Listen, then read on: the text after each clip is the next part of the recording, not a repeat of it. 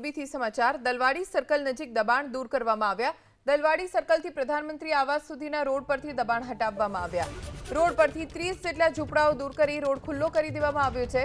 શનાળા ગામ નજીક પણ 3 દુકાનોનું દબાણ દૂર કરવામાં આવ્યું। વન વીક વન રોડ અંતર્ગત મહાનગરપાલિકાએ દબાણ દૂર કરવાની કામગીરી હાથ ધરી।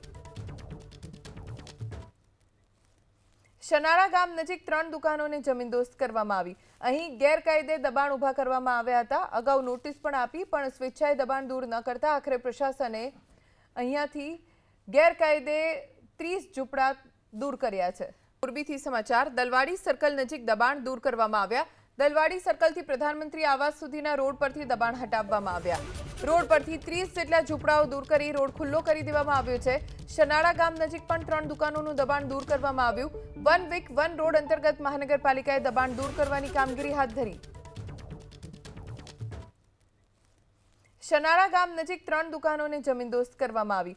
અહીં ગેરકાયદે દબાણ ઊભા કરવામાં આવ્યા હતા। અગાઉ નોટિસ પણ આપી પણ સ્વેચ્છાએ દબાણ દૂર ન કરતા આખરે પ્રશાસને અહીંયાથી ગેરકાયદે 30 ઝૂંપડા દૂર કર્યા છે।